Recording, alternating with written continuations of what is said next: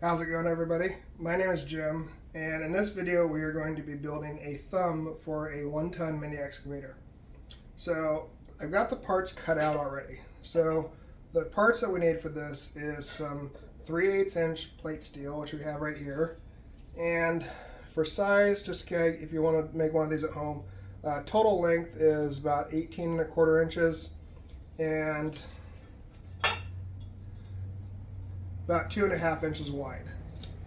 Down here at the bottom, I start the sweep in at about 15½ inches. That's where the tooth sweeps in. And that tooth sticks out about, we'll say 4½ inches, so about a 2½ inch stick out here. So what I did is I took this to the bandsaw. I actually took an original thumb from the factory, traced it out with a Sharpie, and then I took this piece of plate steel and some scrap I had laying around, took over the bandsaw and cut out and hogged out as much of the material as I could. So I got two pieces here that they need a little bit of work, a little bit of refinement. So what I'm going to do is I'm going to use a milling machine here just to hog off and try to square these up to each other. And then I have to punch in a 1-inch hole in the back here, and this will be my pivot point. This is the bolt that goes through that these things pivot on. So once that is done, once the hole is drilled and these things are squared up, we're going to take them, we're going to put a spacer piece in between them, and we're going to weld a spacer piece in there, and we're going to put a eye hook or a piece of metal with 2 holes in it for the support arm that comes down, because this is not a hydraulic thumb, this is a pinnable thumb. So first operations here, we're just going to do some milling here. So have this set up at the Bridgeport. If you're trying to do one of these at home, all you need is an angle grinder and a welder. The Bridgeport makes it nice. I enjoy using it just because it's fun. But in all reality, an angle grinder will probably be faster. I don't see any reason why this is any faster. This is just, I enjoy using it. So that's why I'm doing it this way. And yeah, if you just have a welder and a 4-inch angle grinder, you can build these. So we're gonna get this thing set up in the mill, and for removing the material here, I am gonna be using a carbide roughing end mill. So this is solid carbide, it's a 1/2 inch, and I'm just gonna go down the pass here and try to remove, I probably have about a 1/2 inch of material here that I need to remove just to get this nice sweep in here. So that's be the first order operation, and we'll get started.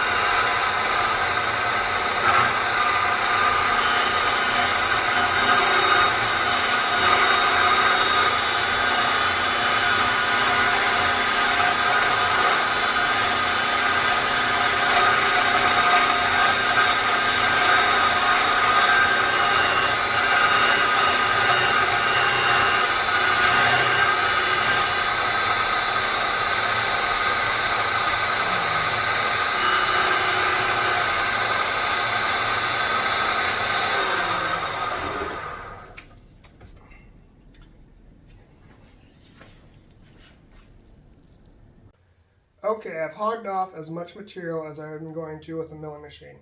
The parts that's left right here is just feathering out the ends here, making these nice and round. I may use an angle grinder to do that. So what I need to do is I need to drill a hole for the pivot bolt to go into. So that's going to go right here. I've set up both pieces of the thumb in the vise already, and I've clamped them down with this vise grip here. And so we're flush down here. This is the height that I want them at.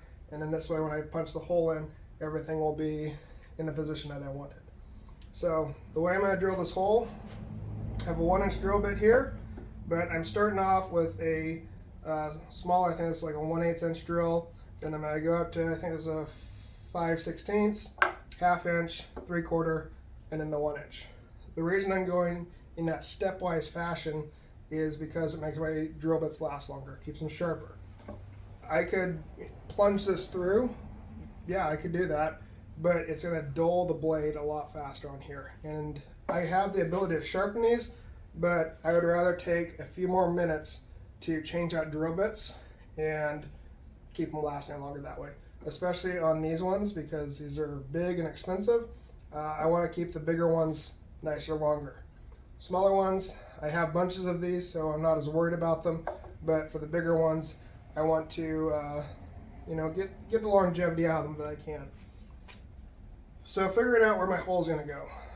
I have a pin that needs to sit right generally in this area. And I could get my edge finder out and figure it out, but we're just going to go down and dirty. So I'm just going to set my pin on here, take my Sharpie, give myself a nice general idea where I want to be. This way I can visualize that when I'm coming in here with an angle grinder and finishing this off, rounding this over, that I'm not going to take too much material off of one side or the other. So this is just it helps me visualize things. This is definitely not a precision way of doing it. This is just a down and dirty, I'm getting the job done.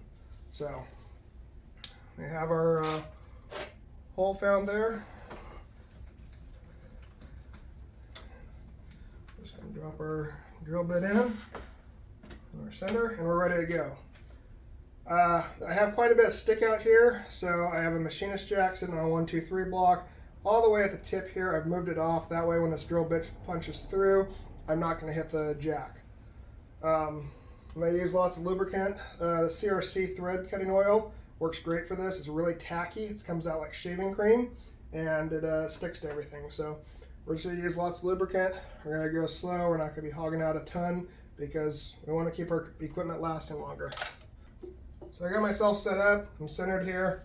I'm going to lock my table down. Locking my table is just to add some rigidity here, so it keeps vibration down and so keep this part where I want it. I'm going to hand feed this for at least the first few of them.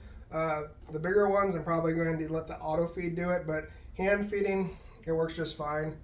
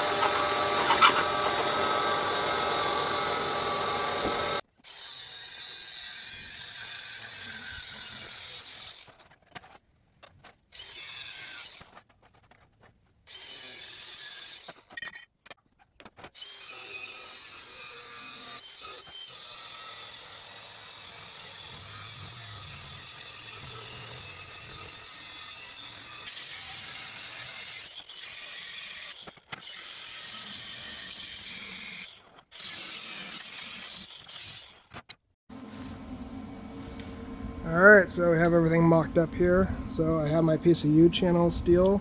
It's held in there with some magnets. As you can see, I have the thumb.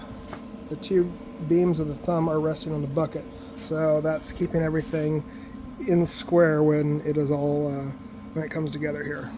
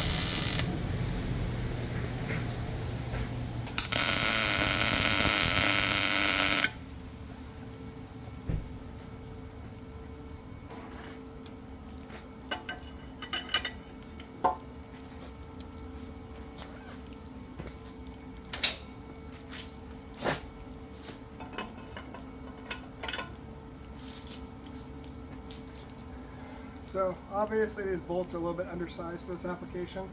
This is the only stock I had on hand, but it gets us in the ballpark, and so this is what it's going to look like when it's finally done. So all I have to do, finish welding up these tabs here, weld up the side, and we'll be done.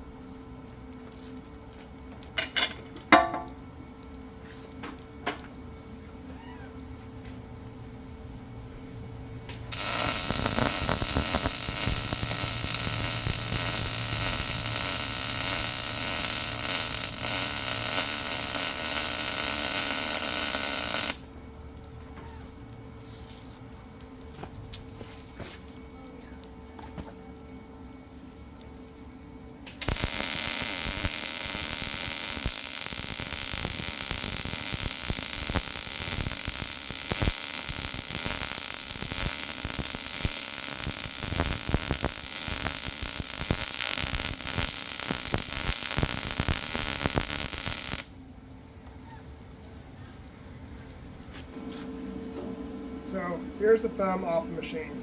So everything's tacked into place. See, I have the two tabs here. I put beads down there to weld them on. This is what's going to support the arm that positions this. I took some piping, just cut it, and this is a spacer, so this way the thumb isn't moving side to side. So this is holding it in place. So I have a nice, snug, not tight fit, where this pins in the machine. So this is just some regular steel pipe I had laying around. So what I'm going to do now, this is the C-channel here. I'm just going to weld this down here. That way this has good support.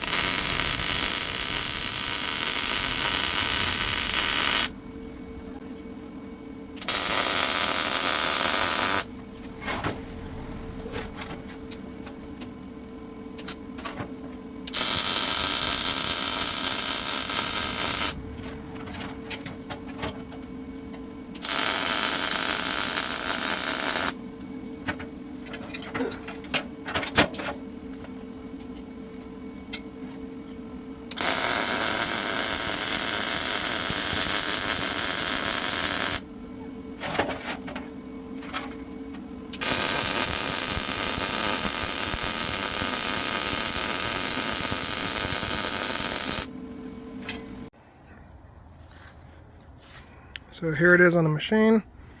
There's a spacer blocks I was talking about. They just took some tubing, cut that to size, welded that in there.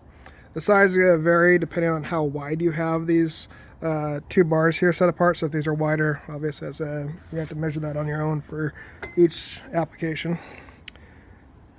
And here's a C channel.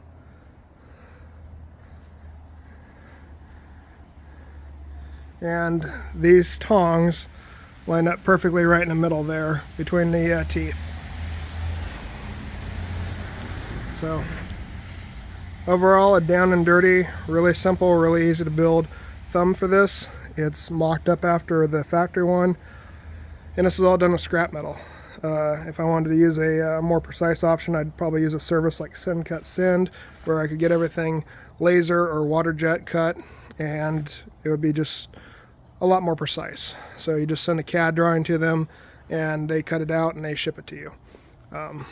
This, like I said, all this cost me was time. This is just scrap metal I had laying around, and I was able to, this probably took me 2 hours to build. So hopefully it gives you guys some inspiration if you want to build a thumb for one of these or modify it. These are really, really straightforward. So thank you guys for checking out the video.